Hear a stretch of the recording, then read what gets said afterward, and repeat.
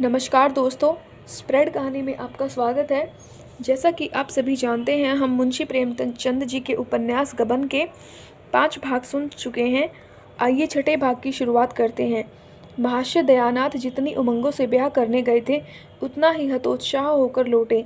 दीनदयाल ने खूब दिया, लेकिन वहाँ से जो कुछ मिला वह सब नाच तमाशे नेक चार में खर्च हो गया। बार बार अपनी भूल पर पछताते, क्यों दिखावे और तमाशे में इतने रुपए खर्च किए, इसकी ज़रूरत ही क्या थी। ज़्यादा से ज़्यादा लोग यही तो कहते, महाशय बड़े कृपण हैं, उतना सुन लेने में क्या हानि थी। मैंने गांव वालों को तमाशा दिखाने का ठेका तो नहीं लिया था। यह सब रमा का दुस्साहस है। उसी ने सारे खर्च बढ़ा बढ़ाकर मेरा दिवाला निकाल दिया। और सब तगाजे तो 10-5 दिन टल भी सकते थे, पर सर्राफ किसी तरह न मानता था। शादी के 7वें दिन उसे 1000 रुपये देने का वादा किया था। 7वें दिन सर्राफ आया, मगर यहाँ कहाँ रुपये थे। दयानाथ में लल्लो चप्पो की आदत न थी, मगर आज उन्होंने उसे चकमा देने की खूब कोशिश की। किस्त बांधकर सब रुपये 6 महीने में अदा कर देने का वादा किया। फिर 3 महीने पर आए, मगर सर्राफ भी एक ही घुटा हुआ आदमी था। उसी वक्त टला जब दयानाथ ने तीसरे दिन बाकी रकम की चीज़ें लौटा देने का वादा किया, और यह भी उसकी सज्जनता ही थी। वह तीसरा दिन भी आ गया, और अब दयानाथ को अपनी लाज बचाने का कोई उपाय न सूझता था। कोई चलता हुआ आदमी शायद इतना व्यग्र न होता। हीले हवाले करके महाजनों को महीनों टालता रहा, लेकिन दयानाथ इस मामले में अनाड़ी थे। जागेश्वरी ने आकर कहा, भोजन कब से बना ठंडा हो रहा है, खाकर बैठो। दयानाथ ने इस तरह गर्दन उठाई मानो सिर पर सैकड़ों मन का बोझ लदा हुआ है। बोले, तुम लोग जाकर खा लो, मुझे भूख नहीं है। जागेश्वरी, भूख क्यों नहीं है, रात भी तो कुछ नहीं खाया था। इस तरह दाना पानी छोड़ देने से महाजन के रुपए थोड़ी ही अदा हो जाएंगे। दयानाथ, मैं सोचता हूँ उसे आज क्या जवाब दूंगा। मैं तो यह विवाह करके बुरा फंस गया। बहू कुछ गहने लौटा तो देगी। जागेश्वरी, बहू का हाल तो सुन चुके, फिर भी उससे ऐसी आशा रखते हो। उसकी टेक है कि जब तक चंद्रहार न बन जाएगा, कोई गहना ही न पहनूंगी। सारे गहने संदूक में बंद रखे हैं, बस वही एक बिल्लोरी हार गले में डाले हुए है। बहुएं बहुत देखी, पर ऐसी बहू न देखी थी। फिर कितना बुरा मालूम होता है कि कल की आई बहू उससे गहने छीन लिए जाएं। दयानाथ ने चिढ़कर कहा, तुम तो जले पर नमक छिड़कती हो। बुरा मालूम होता है तो लाओ 1000 निकाल कर दे दो। महाजन को दे आऊं, देती हो।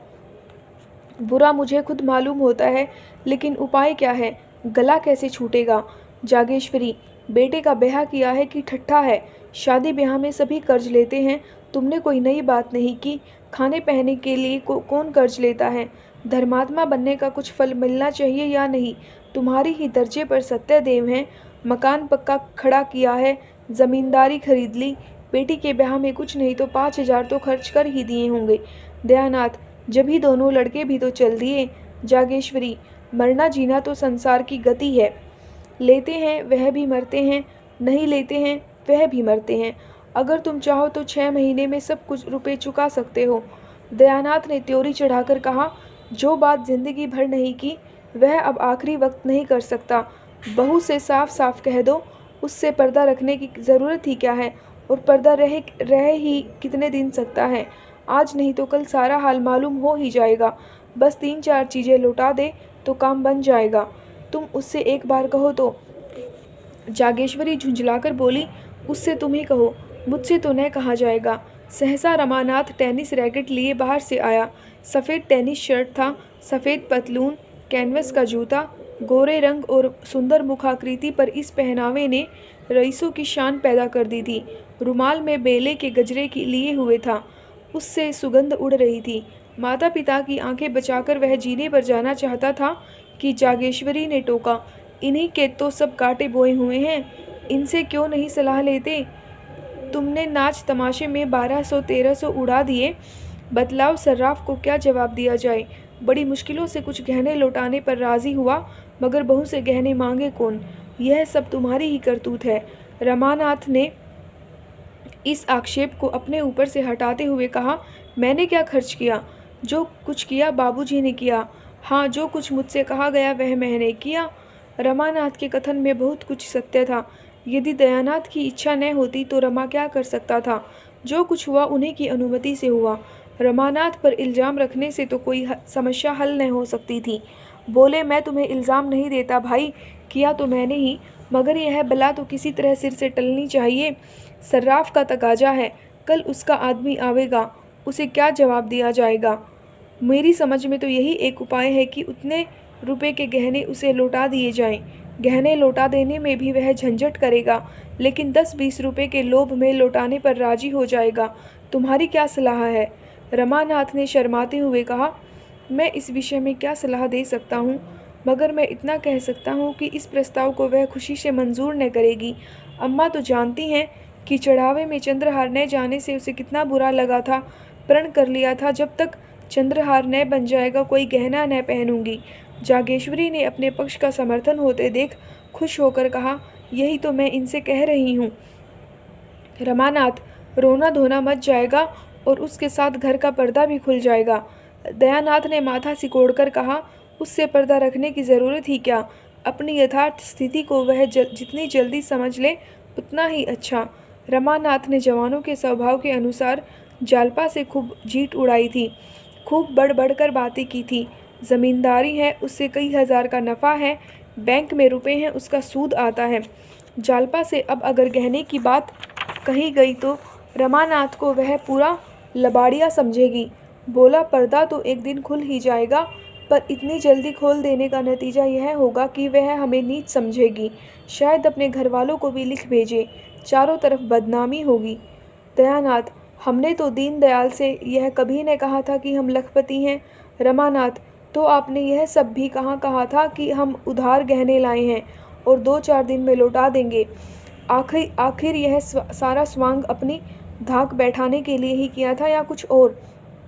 दयानाथ, तो फिर किसी दूसरे बहाने से मांगना पड़ेगा, बिना मांगे काम नहीं चल सकता।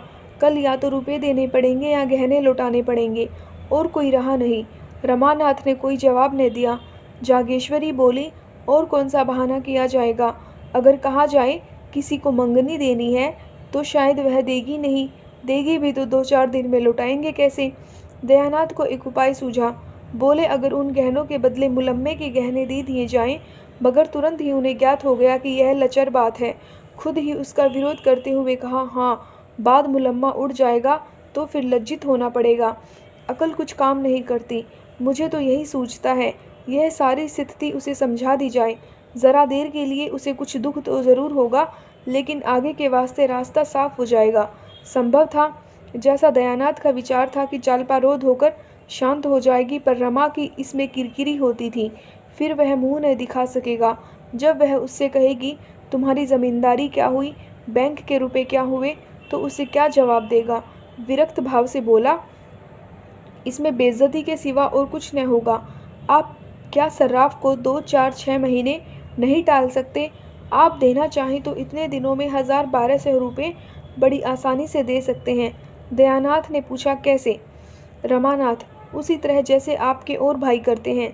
दयानाथ, वह मुझसे नहीं हो सकता। तीनों कुछ देर तक मौन बैठे रहे। दयानाथ ने अपना फैसला सुना दिया। जागेश्वरी और रमा को यह फैसला मंजूर न था, इसलिए अब इस गुत्थी को सुलझाने का भार उन्हीं दोनों पर था। जागेश्वरी ने भी एक तरह से निश्चय कर लिया था, दयानाथ को झक मारकर अपना नियम तोड़ना पड़ेगा। यह कहाँ की नीति है कि हमारे ऊपर संकट पड़ा हुआ हो और हम अपने नियमों का राग अलापें। रमानाथ बुरी तरह फंसा था। वह खूब जानता था कि पिताजी ने जो काम कभी नहीं किया वह आज न करेंगे। उन्हें जालपा से गहने मांगने में कोई संकोच न होगा, और यह वह नहीं चाहता था। वह पछता रहा था कि मैंने क्यों जालपा से डींगे मारी। अब अपने मुंह की लाली रखने का सारा भार उसी पर था। जालपा की अनुपम छवि ने पहले ही दिन उस पर मोहिनी डाल दी थी। वह अपने सौभाग्य पर फूला न समाता था। क्या यह घर ऐसी अनन्य सुंदरी के योग्य था? जालपा के पिता 5 रुपए के नौकर थे, पर जालपा ने कभी अपने घर में झाड़ू न लगाई थी, कभी अपनी धोती न छाँटी थी, अपना बिछाव न बिछाया था, यहाँ तक कि अपनी धोती की खींच तक न सी थी। दयानाथ 50 रुपये पाते थे, पर यहाँ केवल चौका बासन करने के लिए मेहरी थी। बाकी सारा काम अपने ही हाथों करना पड़ता था। जालपा शहर और देहात का फ़र्क क्या जाने। शहर में रहने का उसे कभी अवसर ही न पड़ा। वह कई बार पति और सास से साश्चर्य पूछ चुकी थी, क्या यहाँ कोई नौकर नहीं है? जालपा के घर दूध दही घी की कमी नहीं थी। यहाँ बच्चों को भी दूध मयस्सर न था। इन सारे अभावों की पूर्ति के लिए रमानाथ के पास मीठी मीठी बड़ी बड़ी बातों के सिवा और क्या था। घर का किराया 5 रुपये था। रमानाथ ने 15 बतलाए थे। लड़कों की शिक्षा का खर्च मुश्किल से 10 रुपये था। रमानाथ ने 40 बतलाए थे। उस समय उसे इसकी ज़रा भी शंका न थी कि एक दिन सारा भंडा फूट जाएगा। मिथ्या दूरदर्शी नहीं होता, लेकिन वह दिन इतनी जल्दी आएगा यह कौन जानते था। अगर उसने ये डींगे न मारी होती तो जागेश्वरी की तरह वह भी सारा भार दयानाथ पर छोड़कर निश्चिंत हो जाता। लेकिन इस वक्त वह अपने ही बनाए हुए जाल में फंस गया था। कैसे निकले? उसने कितने ही उपाय सोचे, लेकिन ऐसा कोई न था जो आगे चलकर उसे उलझनों में न डाल देता, दलदल में न फंसा देता। एकाएक उसे एक चाल सूझी। उसका दिल उछल पड़ा, पर इस बात को वह मुंह तक न ला सका। ओह, कितनी नीचता है, कितना कपट, कितनी निर्दयता! अपनी प्रेयसी के साथ ऐसी धूर्तता! उसके मन ने उसे धिक्कारा। अगर उस वक्त उसे कोई 1000 रुपये दे देता तो वह उसका उम्र भर के लिए गुलाम हो जाता। दयानाथ ने पूछा, कोई बात सूझी? मुझे तो कुछ नहीं सूझता। कोई उपाय सोचना ही पड़ेगा। आप ही सोचिए, मुझे तो कुछ नहीं सूझता। क्यों नहीं उससे 2-3 गहने मांग लेते? तुम चाहो तो ले सकते हो। हमारे लिए मुश्किल है। मुझे शर्म आती है। तुम विचित्र आदमी हो, न खुद मांगोगे न मुझे मांगने दोगे, तो आखिर यह नाव कैसे चलेगी? मैं एक बार नहीं 1000 बार कह चुका, मुझसे कोई आशा मत रखो। मैं अपने आखिरी दिन जेल में नहीं काट सकता। इसमें शर्म की क्या बात है? मेरी समझ में नहीं आता। किसके जीवन में ऐसे कुअवसर नहीं आते? तुम्हें अपनी माँ से पूछो। जागेश्वरी ने अनुमोदन किया। मुझसे तो नहीं देखा जाता कि अपना आदमी चिंता में पड़ा रहे, मैं गहने पहने बैठी रहूं। नहीं तो आज मेरे पास भी गहने न होते। एक एक करके सब निकल गए। विवाह में 5000 से कम का चढ़ाव नहीं गया था, मगर 5 ही साल में सब स्वाहा हो गया। तब से एक छल्ला बनवाना भी नसीब न हुआ।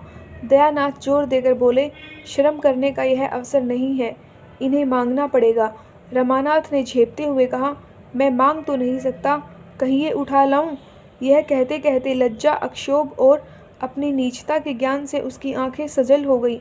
दयानाथ ने भौचक्कर होकर उठा, कहा, उठा लाओगे उससे छुपाकर? रमानाथ ने तीव्र कंठ से कहा, और आप क्या समझ रहे हैं? दयानाथ ने माथे पर हाथ रख लिया और एक क्षण के बाद आहत कंठ से बोले, नहीं, मैं ऐसा न करने दूंगा। मैंने जाल कभी नहीं किया और न कभी करूंगा। वह अपनी बहू के साथ, छी छी, जो काम सीधे से चल सकता है उसके लिए यह फरेब।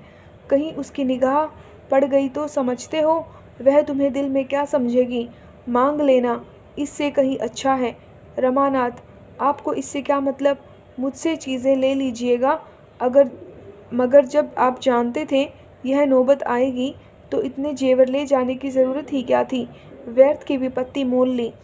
इससे कई लाख गुना अच्छा था कि आसानी से जितना ले जा सकते उतना ही ले जाते। उस भोजन से क्या लाभ कि पेट में पीड़ा होने लगे। मैं तो समझ रहा था कि आपने कोई मार्ग निकाल लिया होगा। मुझे क्या मालूम था कि आप मेरे सिर पर यह मुसीबतों की टोकरी पटक देंगे, वरना मैं उन चीज़ों को कभी न ले जाने देता। दयानाथ कुछ लज्जित होकर बोले, इतने पर भी चंद्रहार न होने से वहाँ हाय तौबा मच गई। रमानाथ, उस हाय तौबा से हमारी क्या हानि हो सकती थी, जब इतना करने पर भी हाय तौबा मच गई? तो मतलब भी तो न पूरा हुआ। उधर बदनामी हुई, इधर यह आफत सिर पर आई। मैं यह नहीं दिखाना चाहता था कि हम इतने फटे हाल हैं। चोरी हो जाने पर तो सब्र करना ही पड़ेगा। दयानाथ चुप हो गए। उस आवेश में रमा ने उन्हें खूब खरी खोरी सुनाई और वह चुपचाप सुनते रहे। आखिर जब न सुना गया तो उठकर पुस्तकालय चले गए। यह उनका नित्य का नियम था। जब तक 2-4 पत्र पत्रिकाएं न पढ़ लें उन्हें खाना न हजम होता था। उसी सुरक्षित गढ़ी में पहुंचकर घर की चिंताओं और बाधाओं से उनकी जान बचती थी। रमा भी वहां से उठा, पर जालपा के पास न जाकर अपने कमरे में गया। उसका कोई कमरा अलग तो था नहीं, एक ही मर्दाना कमरा था। इसी में दयानाथ अपने दोस्तों के साथ गपशप करते थे। दोनों लड़के पढ़ते और रमा मित्रों के साथ शतरंज खेलता। रमा कमरे में पहुंचा तो दोनों लड़के ताश खेल रहे थे। गोपी का 13वां साल था, विश्वंभर का 9वां। दोनों रमा से थर-थर काँपते थे। रमा खुद ताश और शतरंज खेलता, पर भाइयों को खेलते देखकर हाथ में खुजली होने लगती थी। खुद चाहे दिन भर सैर सपाटे किया करे, मगर क्या मजाल कि भाई कहीं घूमने निकल जाएं। दयानाथ खुद लड़कों को कभी न मारते थे। अवसर मिलता तो उन्हें उनके साथ खेलते थे। उन्हें कनकौवे उड़ाते देखकर उनकी बाल प्रकृति सजग हो जाती थी। 2-4 पेंच लड़ा देते। बच्चों के साथ कभी कभी गुल्ली डंडा भी खेलते थे। इसलिए लड़के जितना रमा से डरते, उतना ही पिता से प्रेम करते थे। रमा को देखते ही लड़कों ने ताश को टाट के नीचे छिपा दिया और पढ़ने लगे। सिर झुकाए चपत की प्रतीक्षा कर रहे थे, पर रमानाथ ने चपत नहीं लगाई। मोढ़े पर बैठकर गोपीनाथ से बोला, तुमने भंग की दुकान देखी है ना नुक्कड़ पर? गोपीनाथ प्रसन्न होकर बोला, हाँ देखी क्यों नहीं। जाकर 4 पैसे का माजून ले लो, दौड़े हुए आना। हाँ, हलवाई की दुकान से आज सेर मिठाई भी लेते आना। यह रुपया लो। कोई 15 मिनट में रमा ये दोनों चीज़ें ले जालपा के कमरे की ओर चला।